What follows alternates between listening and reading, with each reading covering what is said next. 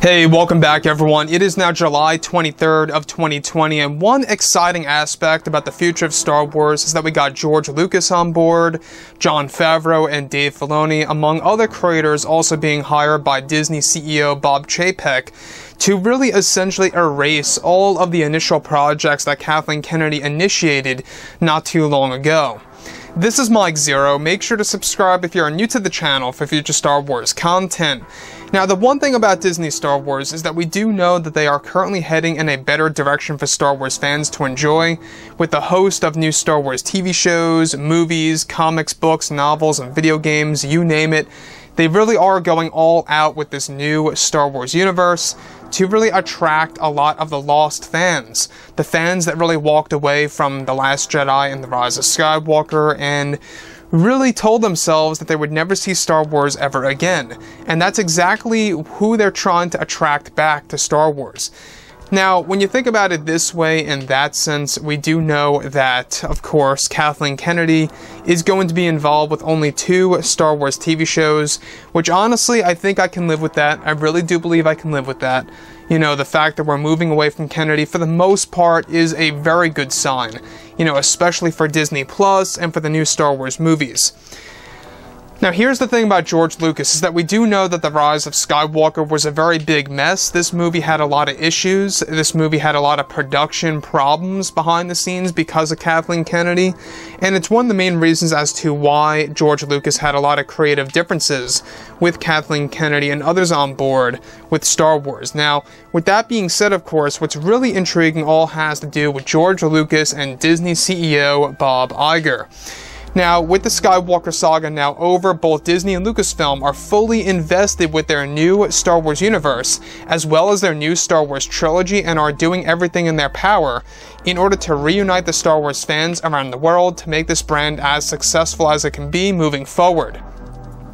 Now, it's described that during one of the interviews with Disney CEO Bob Iger, he was able to talk briefly about creator George Lucas and was able to send a brief message from George, and that George Lucas is sorry for the fans for not attending the premiere for The Rise of Skywalker, where Bob Iger went on to state that Lucas had creative differences with Kathleen Kennedy and did not attend what he was actually going to be, of course, the biggest film of all time in Star Wars, and that George Lucas holds regrets for letting some of the fans down, for not allowing his presence to be made for, of course, that Rise of Skywalker premiere, and that he is sorry for all of that and what has happened.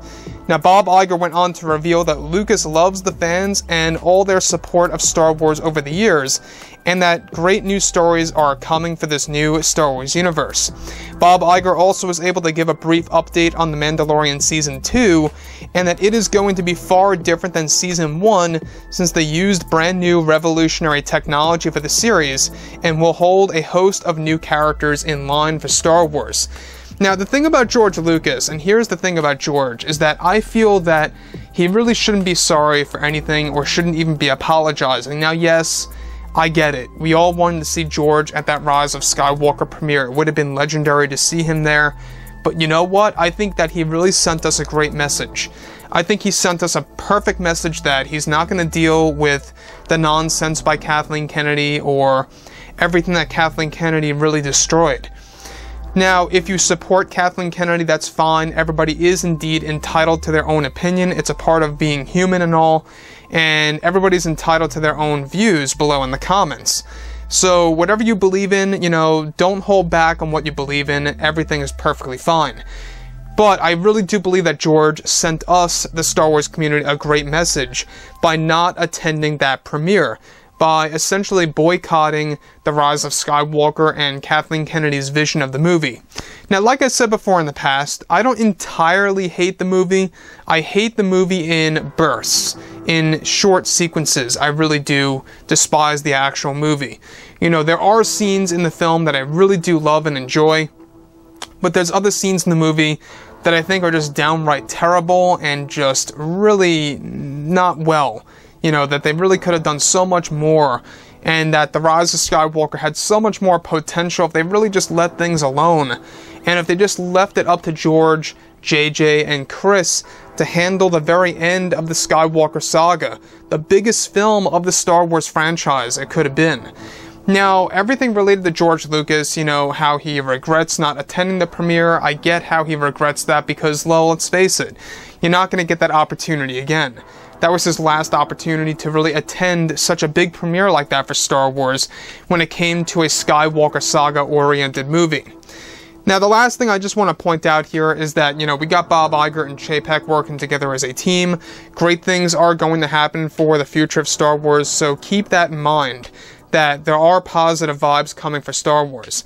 So with that being said, guys, you know, drop a comment below. Let me know think about all of this in the comments, and if you guys did enjoy the content for today, do make sure to drop a thumbs up on this video to support the channel. I thank you all so very much for the kind support, and I'll catch you guys next time.